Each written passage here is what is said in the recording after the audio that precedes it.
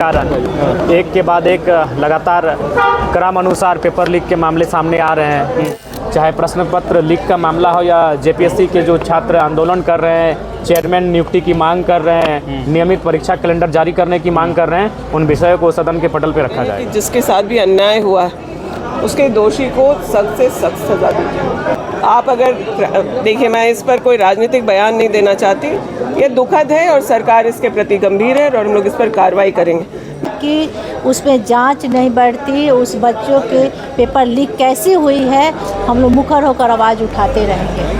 Sir, विधानसभा में सारी बातें होंगी, विधानसभा में बहस होगी, आपके साथी धरने पर बैठे हैं सर। जो कंक्लूजन निकलेगा उसी पर निर्णय होगा। विधानसभा में आने दीजिए, अभी सेकेंड हाफ में जो बहस होगा।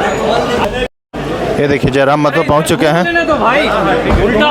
कल भी इन्होंने कहा था सभी पेपर लीक के मामले को लेकर, आज जो है तमाम चीज़ें लेकर जो है पहुंचे हैं। क्या कुछ कहते हैं जयराम महतो डुमरी से जो है जीते हैं और यहाँ पर विधानसभा बजट सत्र घूम लेने दीजिए भाई, ऐसे बन जाइए, ऐसे इधर आ जाइए। विपक्ष की मांग सही है। आज कहीं ना कहीं पेपर लीक का जो मामला इस राज्य में देखने को मिल रहा है और इस मामले को लेकर सरकारें गंभीर नहीं होने के कारण एक के बाद एक लगातार क्रमानुसार पेपर लीक के मामले सामने आ रहे हैं। कभी सीजीएल का पेपर लीक 2 बार पेपर लीक हुआ, अब 10वीं बोर्ड की परीक्षा का पेपर लीक का मामला प्रकाश में आया है। आज अगर सरकार तह तक जाकर जांच नहीं करती है तो 6 महीने बाद फिर किसी परीक्षा के प्रश्न पत्र लीक होते हुए हमारे सामने आएंगे। तो इसलिए आवश्यक है इन विषयों पर विराम लगे, उसके लिए उचित जांच आवश्यक है। नौबत क्यों आती है जयराम जी? जो भी एग्जाम होता है उसका पेपर देखिए, ये नौबत सुधार की जरूरत है। देखिए, सुधार की आवश्यकता है कि ब्यूरोक्रेट्स, क्योंकि सरकारों में जो मंत्री हैं उनकी क्षमता क्या है, दक्षता क्या है, ये सभी परिचित है आप उनसे।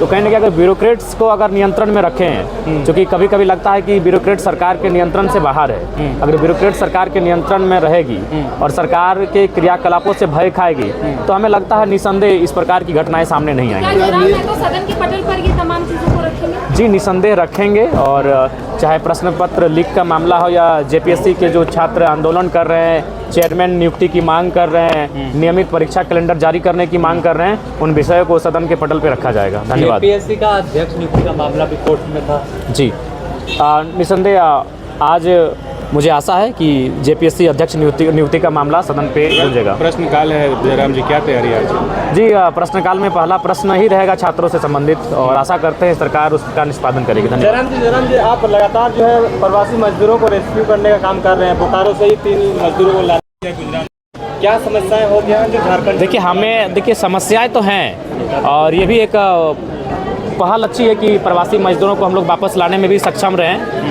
सरकार विधायक अगर प्रयास करते हैं तो सकारात्मक परिणाम सामने आते हैं, लेकिन वो प्रयास नहीं करना चाहते हैं। तो मैंने प्रयास किया और 3 मजदूर वापस आ चुके हैं। लेकिन आगे केवल वापस आना ही हमारा मकसद नहीं है। इस राज्य में छोटे लघु उद्योग का स्थापना करना आवश्यक है, तभी जाके प्रवास की समस्या का निदान होगा। धन्यवाद।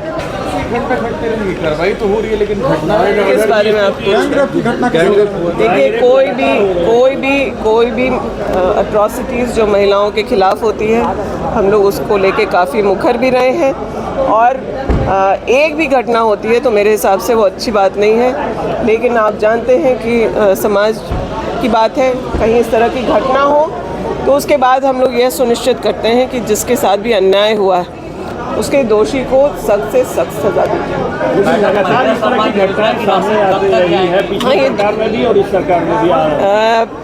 आप अगर देखिए, मैं इस पर कोई राजनीतिक बयान नहीं देना चाहती, ये दुखद है और सरकार इसके प्रति गंभीर है और हम लोग इस पर कार्रवाई करेंगे। मैं आंकड़े देने लगूंगी तो फिर गलत हो जाएगा। महिलाओं के से जुड़ा ये मामला है, मैं इसको कोई राजनीतिकरण नहीं करना चाहती हूँ।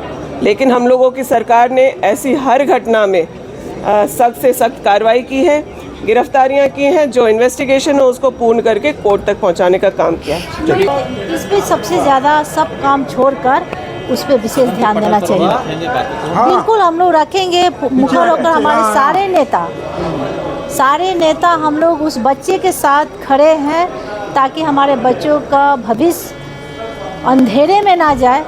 इसको लेकर हम लोग उस सारे बच्चों के साथ हम लोग खड़े हैं और हर वक्त जब तक कि उसमें जांच नहीं बढ़ती, उस बच्चों के पेपर लीक कैसी हुई है, हम लोग मुखर होकर आवाज़ उठाते रहेंगे। झारखंड की आवाज़ YouTube न्यूज़ चैनल को सब्सक्राइब जरूर करें, लाइक, कमेंट और शेयर करना ना भूलें। जुड़े रहिए हमारे साथ, क्योंकि हम हैं आपकी आवाज़।